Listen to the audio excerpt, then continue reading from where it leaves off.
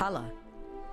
General Gravisius demands absolute obedience from his blackguards, meaning he's surrounded himself with cowards and lackwits, unable to lift a finger without orders. If you are able, traverse the river and murder Gravisius in his own barracks.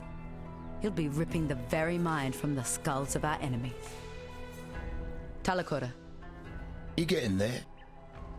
Gravisius is the mailed and bloodied right hand of Dominus, and I thought the Templar were meant to be spiritual men of deepest humanity.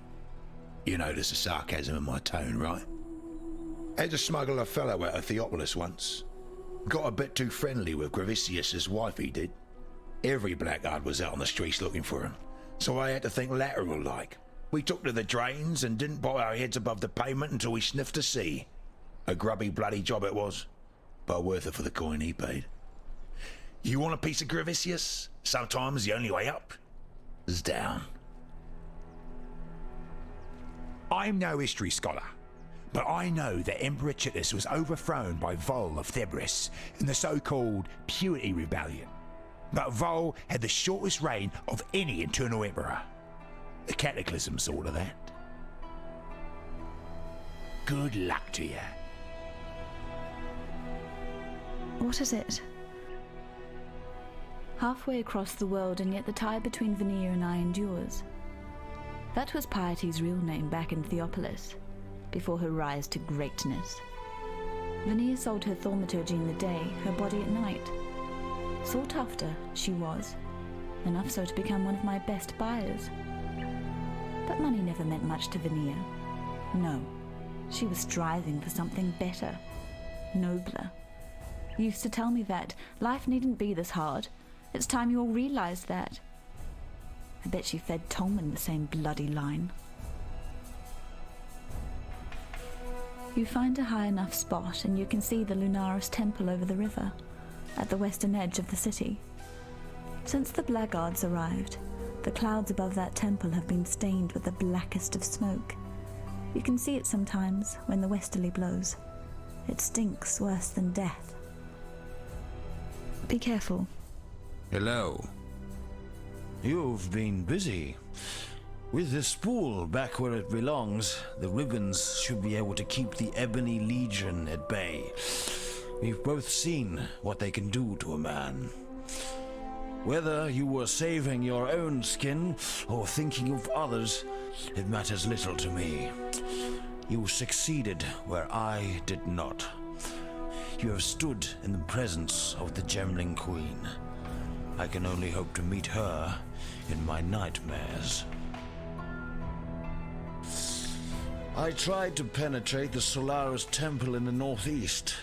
Almost got myself killed by the bloody ribbons that guard the place. Bizarre, floating tapestries they are. Creatures of cloth and thaumaturgy. Fortunately, a few legionnaires got in the way. While the ribbons eviscerated them, I ran straight into Gravisius. He dragged me over the bridge to the Lunaris Temple in the west and put me in Piety's tender care. Didn't say a single word to me the whole time. I was nothing but a spoil of war to him. Goodbye. Need some help? I know. So strange that stone and metal should move and live as you and I. Still, I read that Chitus's sculptors used to soften their materials with thaumatic sulfite, a byproduct of gem refining. It's the only connection that I can fathom between the cataclysm and the living sculptures of San. Be careful.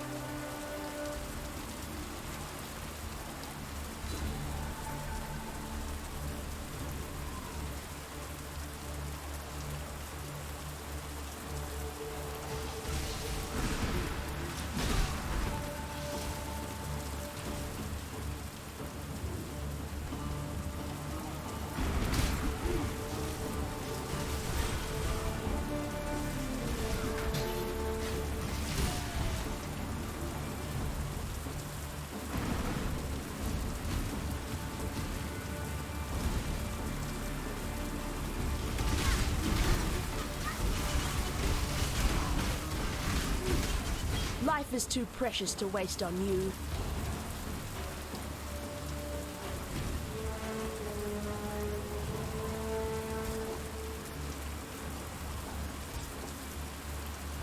I shall purify you in flame, whore of nightmare.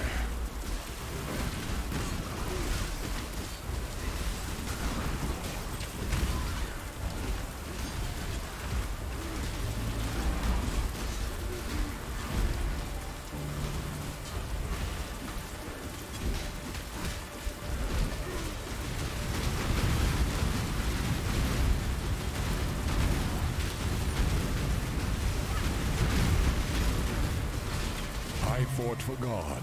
Who do you fight for, exile?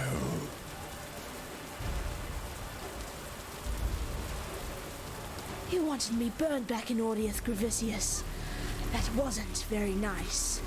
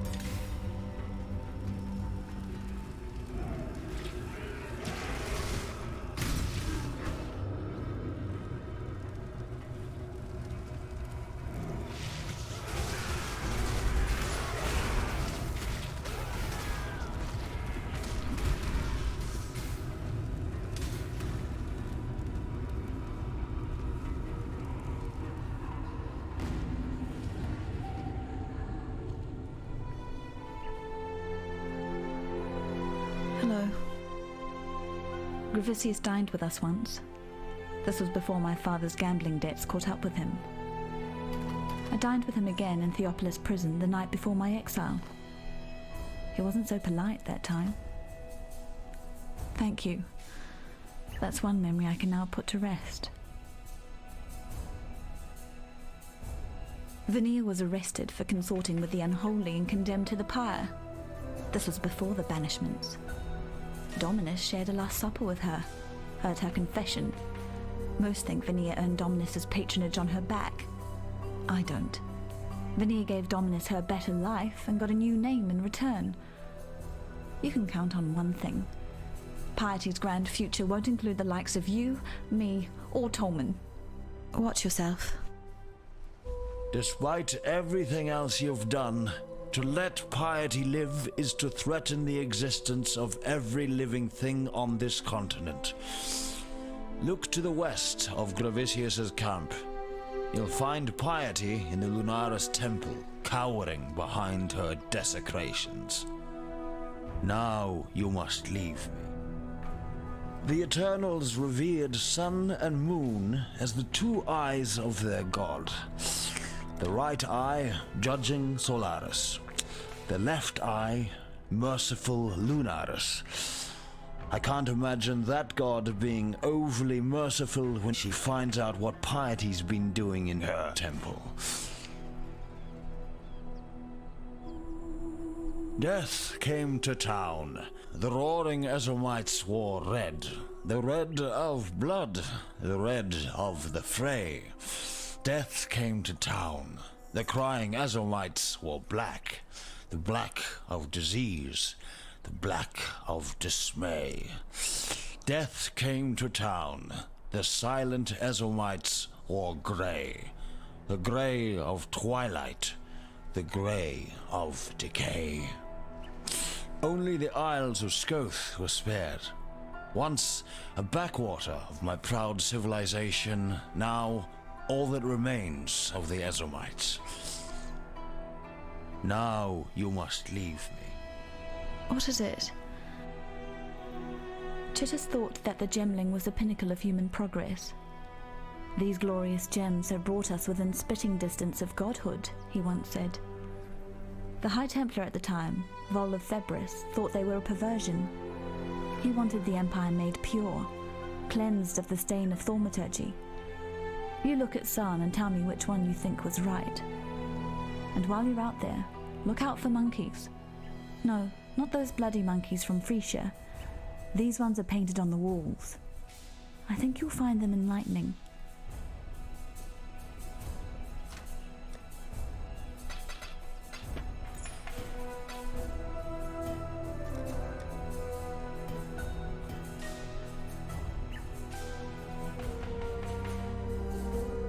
You are the true spirit of the Makoru, the shark. Not the cowardly beast that sinks its teeth into the lonely swimmer.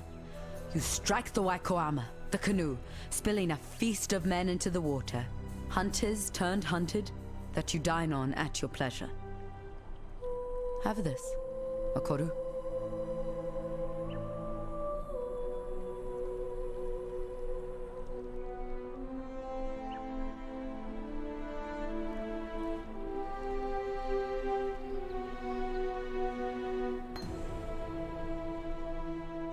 There's still prey out there.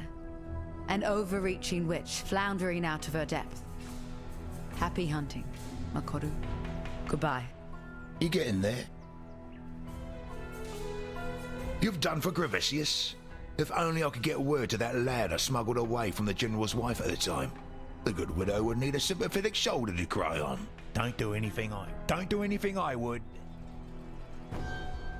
Wet and slippery flesh, clinging feet and tongue.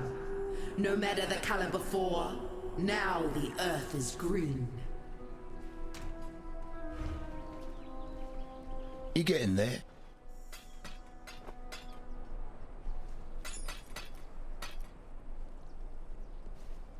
Good luck to ya.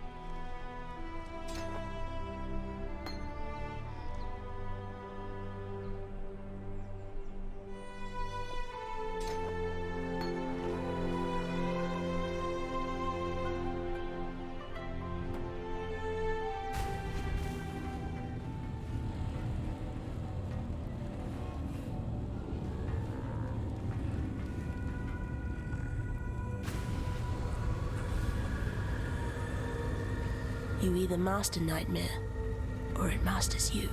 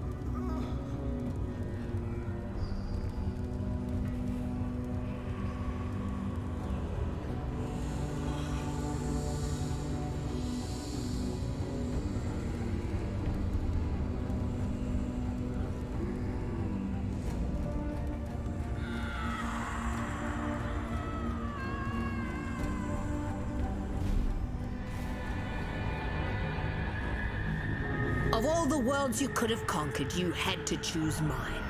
Such power wasted on a feeble imagination.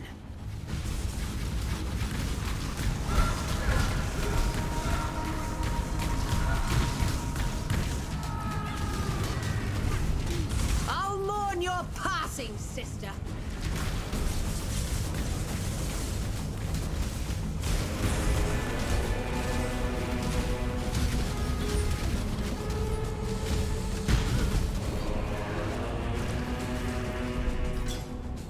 Damn you. I loved your work, Piety. It was you I wasn't very fond of.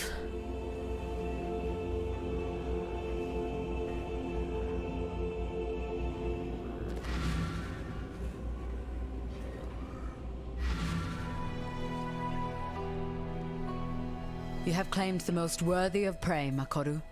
Piety, the mistress of corruption. I'm not saying the war is over, but you've given Rayclast a much-needed respite. Because of you, this land lives to see another dawn. And don't forget that you've done Grigor and Clarissa a justice of some magnitude. They will wish to speak to you. Go with courage. Piety's off to meet the Maker, is she? I'd love to be a fly on the wall of that little chat. Stay out of the shadows. They bite. Wherever he is, I'm sure Tolman knows what you've done. I know you didn't do it for him, or for me. It doesn't matter.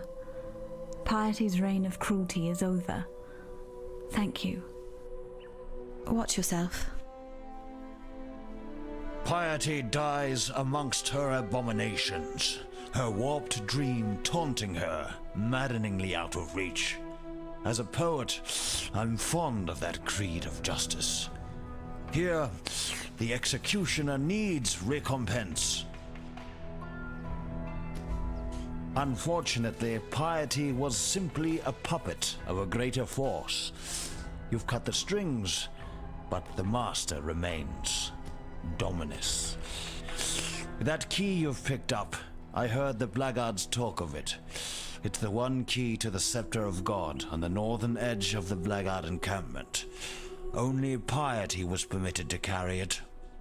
Dominus accessed his laboratory at the summit of the tower via a pulley system rigged to the outside wall.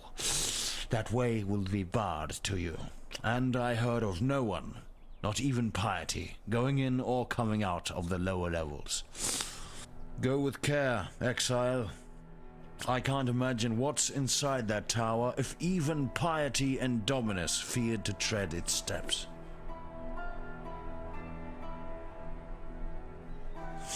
Goodbye.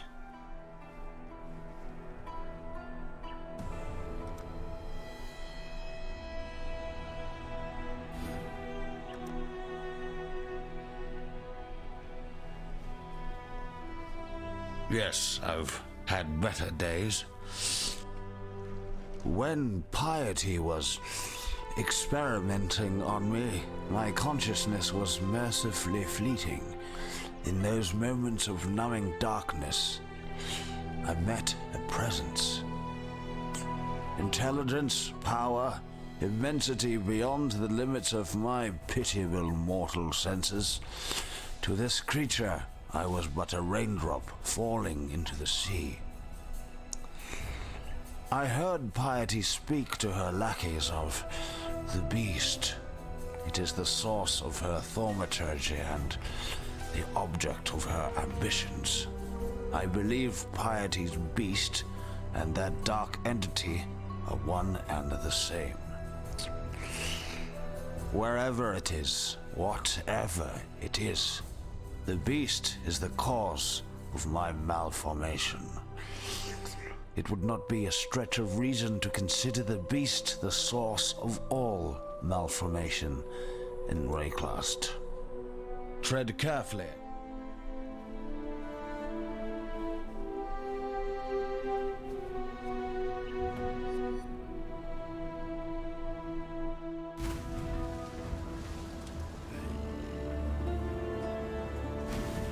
Hello.